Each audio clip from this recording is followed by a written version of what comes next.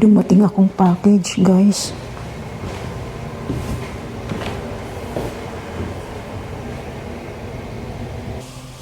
Guys, ito na yata yung sinabi ng provider doctor ko na nagpadala siya ng bagong blood pressure monitoring. Tingnan natin kung anong klaseng pang blood pressure ito.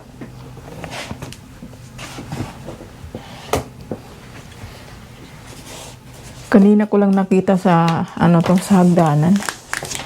Tingnan natin kung pangalan ko. Oo nga.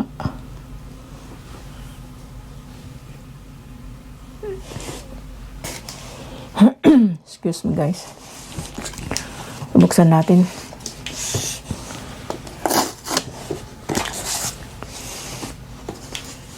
Silyadong-silyado.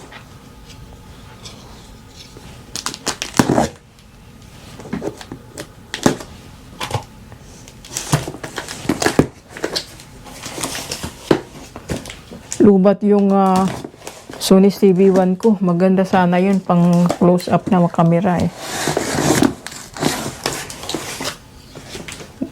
Kaya ang gamit ko GoPro na lang. Uy. Omron.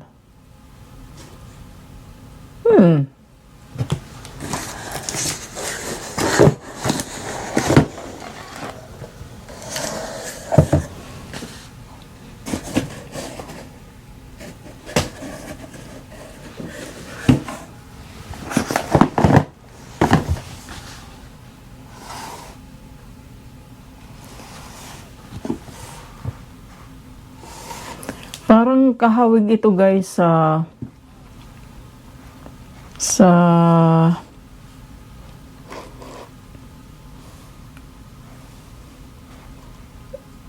luma ko.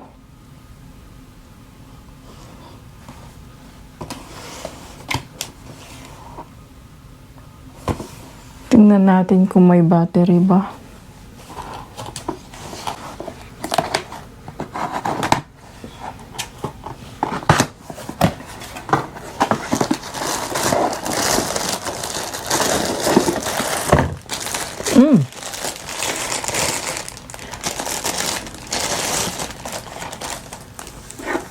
Wala siyang battery, guys. Kailangan bilhan siya ng battery.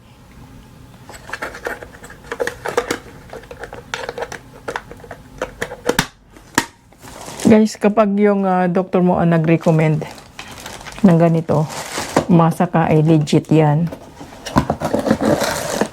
Uy, may battery na siya, guys. Nakita ko. Oh. Aha. Di na ako bibili ng battery. 4 na battery.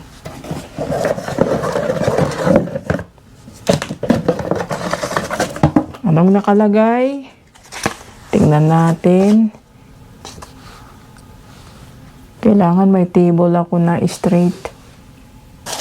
Parang maliit lang ito ng konti kaysa dun sa luma ko. Kasi pang travel to eh.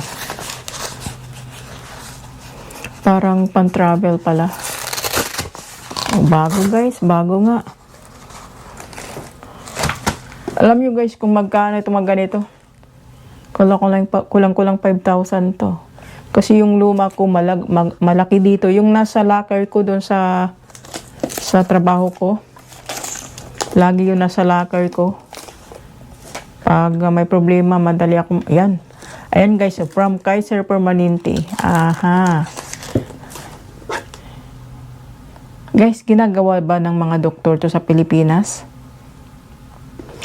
Magsisend sila sa'yo ng ganito, kusa na magsisend. Parang hindi yata. Dito lang yata sa Amerika yun.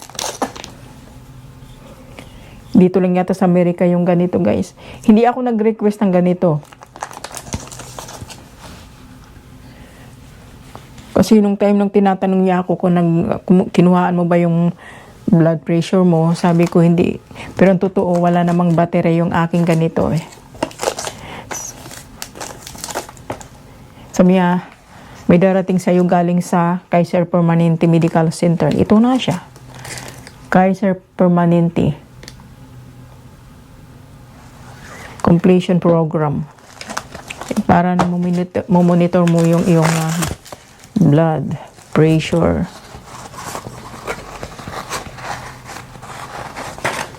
Ito guys, oh. Thank you, Kaiser Permanente. Mas maliit ito kaysa dun sa binili ko dati. Nasa $90 yata yun.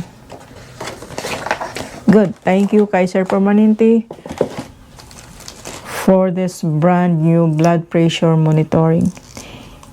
Thank you to my doctor for your help. Thank you, Dr. Pio Pio, my Asian doctor.